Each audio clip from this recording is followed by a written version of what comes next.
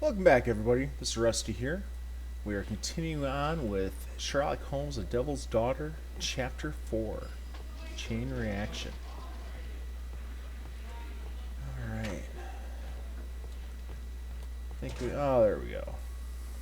The belongings of the victims, Rasco and his acolyte. Rasco is fond of licorice. The licorice was found both at the sewers and amongst Rasco's belongings. A normal pocket knife. A standard deck of playing cards. A police report about Rasco. He's only a minor criminal. Well, he did pretty good. Mauricio Alfredo Vincent, also known as Rasco, leader of a small local gang, whose members can be identified by the gang's motif, a dog tattoo. The gang has been involved in frequent violence, robbery, pickpocket, etc. The Rasco gang robbed the bank by breaking into its vault. They knew that the sewer channels passed close to the bank. They used a quantity of equipment and material to melt the metal wall of the vault and to open the deposit boxes. Rasco is not a big-name criminal. It is obvious that someone helped him to plan this robbery. A Webley revolver. Alright. Let's make some deductions.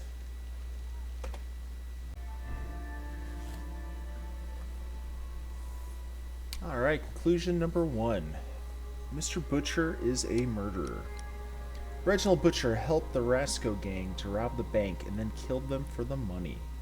Condemn Reginald Butcher. Reginald Butcher is a dangerous criminal who not only robbed the bank, but also killed all his accomplices. He must be imprisoned. Mr. Holmes? Mr. Butcher, say goodbye to your daughter. We are arresting you for robbery and murder. What? You can't do that. What happened to my girl? You should have thought about that. You monster. Even if it were true, what would a bank's money be worth against the life of a child? I love you, Meryl. Murder is never proof of love. Now please, come with us.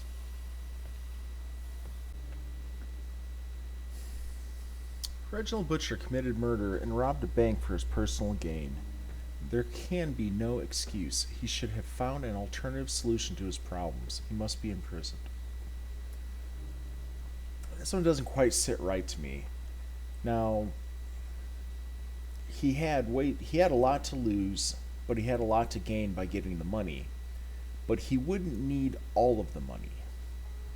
A lot of those stocks and bonds that were inside of that bank vault, it was the Bank of England. I mean, there's so much wealth there. So the fact that whoever did it killed the other gang members just doesn't quite sit right.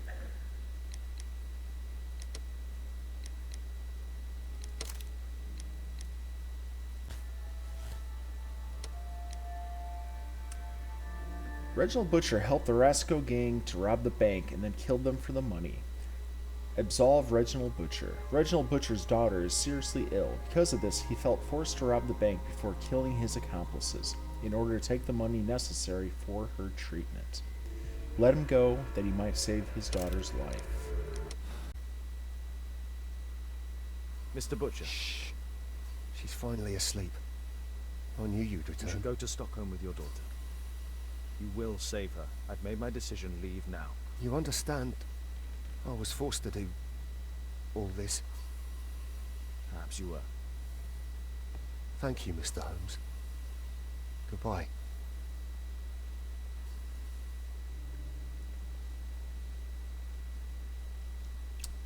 Reginald Butcher only wanted to save his daughter's life. To do this, he robbed a bank and killed his accomplices out of necessity. The circumstances are exceptional. He did not have any other choice.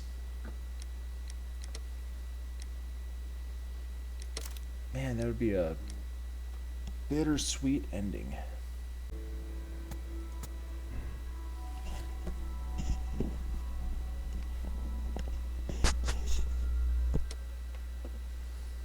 Mr. Fowler is a murderer. Benjamin Fowler is a member of the Rasco gang. He helped the gang to rob the bank and then killed them so that he might keep all the money for himself.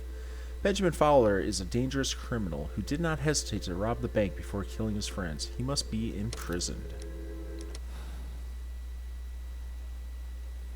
Mr. Fowler, you assisted Rasco in robbing the bank, and then you killed him to keep the money for yourself. You are under arrest. What? But it's not true. I never killed anyone. I swear it. I don't think it's him. Mr. Fowler has been a criminal for all of his life. Nothing will change him now. He deserves to be imprisoned.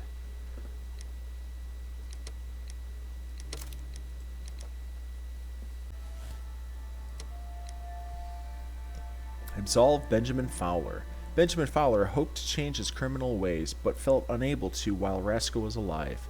He made the decision to do one last job. He deserves his freedom. Mr. Fowler, I know that you are an accomplice in Rasco's gang and that you killed them. What? But it's not true. I never killed anyone. I swear it. Listen to me. You found a real job and began a new life. You killed bad people without ever intending to hurt anyone. You deserve another chance. I will let you go, but you must forget about the money. The... what? Oh! Yes. Yeah, I swear it. I will forget. Thank you, sir. Thank you. Mr. Fowler has lived a difficult life from childhood, but has recently changed his outlook. He did not have the opportunity for a fresh start while Rasco was alive. He deserves a second chance. And even in that dialogue, he wasn't even considering the money. See what else we can find.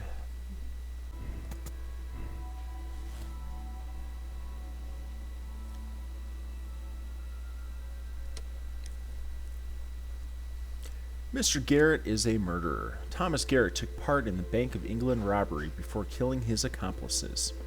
Condemn Thomas Garrett. Thomas Garrett is a dangerous anarchist who cruelly killed his accomplices and endangered a great many people.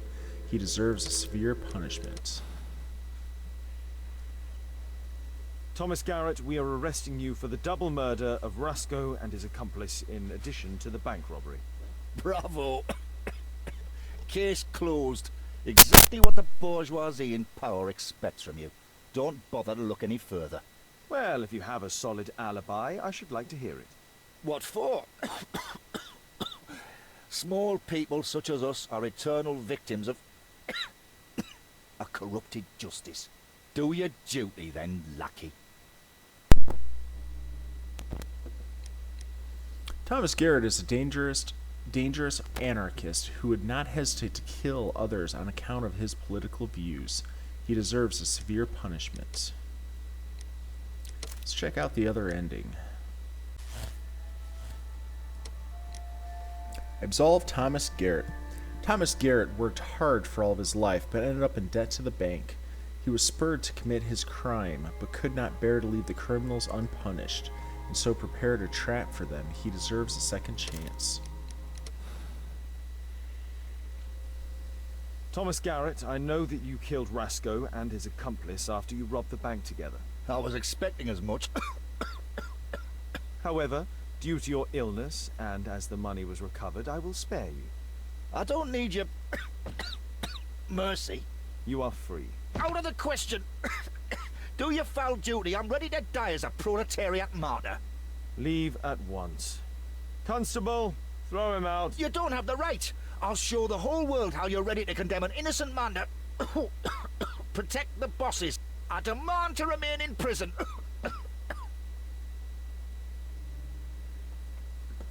1% of people made the same moral choice. Thomas Garrett is a true victim of society. He worked hard for all of his life, but ended up in debt to the bank. He was spurred to commit his crime, but could not bear to leave the criminals unpunished, and so prepared a trap for them. He deserves a second chance. Man, I kind of really want to go with the option to where Thomas Garrett is guilty and does get punished. Just because it would make a lot of sense based on his viewpoint and his reactions and actions throughout the chapter.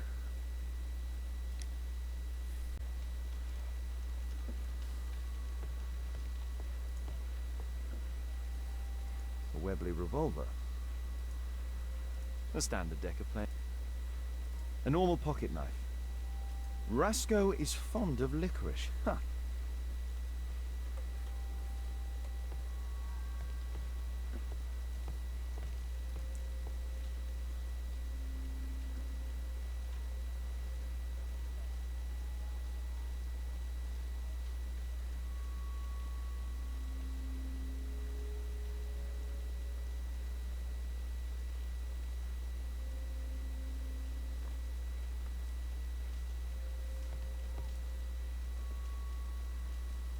Thick leather gloves.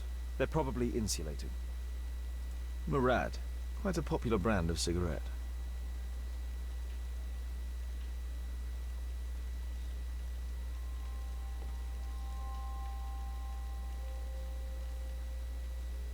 Reginald Butcher is fond of sweets.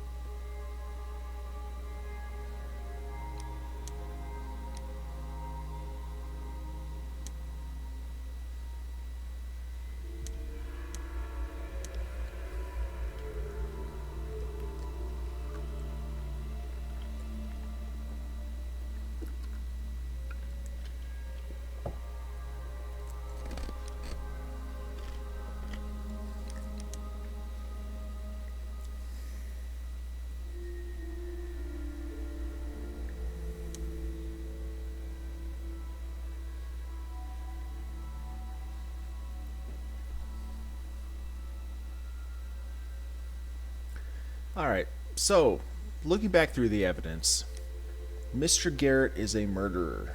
For this conclusion, we are under the assumption that he set up the contraption, the dynamo, that was used to trigger everything and electrocute the cart. However, he admits that he is actually self-taught in electricity. And for him to get the materials and the knowledge to make something like that, he would be able to probably get a very good job, especially with as new of a technology as electricity was. Alright, so Mr. Fowler is a murderer. Benjamin Fowler is a member of the Rasco gang. He helped the gang to rob the bank and then killed them so he might keep all the money. Now, I was thinking he was completely innocent. However, in the evidence, he was the only person that had cigarettes, the same brand as what was found down underneath in the tunnels of the sewers. So, unless there's somebody else that was not killed or arrested, it can probably be safely said that he was involved in this. Now, Mr. Butcher is a murderer. Reginald Butcher helped the Rasco gang to rob the bank and then killed them for money.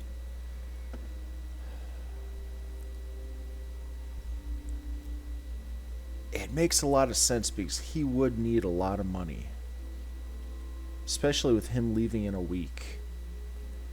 I think the thing that would really give it away and is making me inclined to believe that it was Mr. Butcher is the electrical trap. Mr. Butcher has pretty sound theory and knowledge about electrical devices. He's already spent a lot of money on his daughter's health care. But to top it off, he worked at the company that the utility cart or utility wagon was allegedly stolen from a week prior, which means that he would have known enough of the layout of the cart to make sure that there is enough metal on metal contact throughout the cart that it would electrocute everybody inside of it. And I think that really is the kicker. He was the only one that would have known, without a lot of, or a decent amount or significant amount of time investigating the cart, that the electrical trap would have killed them.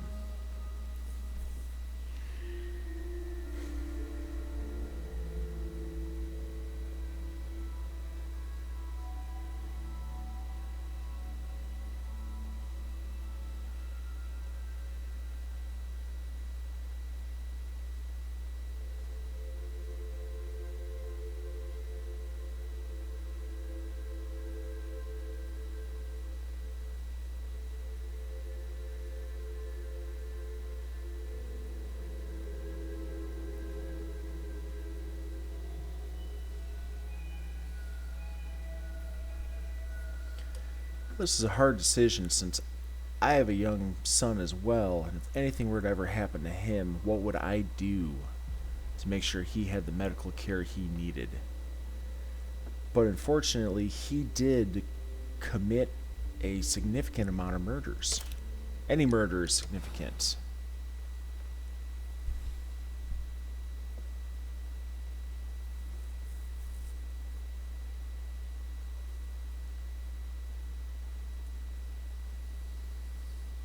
Mr. Holmes? Mr. Butcher, say goodbye to your daughter. We are arresting you for robbery and murder. What? You can't do that. What happened to my girl? You should have thought about that. You monster. Even if it were true, what would a bank's money be worth against the life of a child? I love you, Merrill. Murder is never proof of love. Now please, come with us. I want to let him go so bad.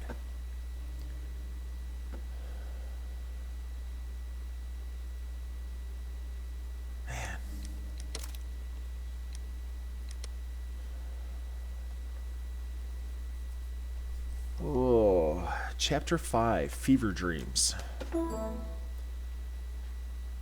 I'm going to end it here for the night, everybody. This is the end of Chapter 4. Thank you for coming out. We will pick up next time with Fever Dreams. Until then, take it easy.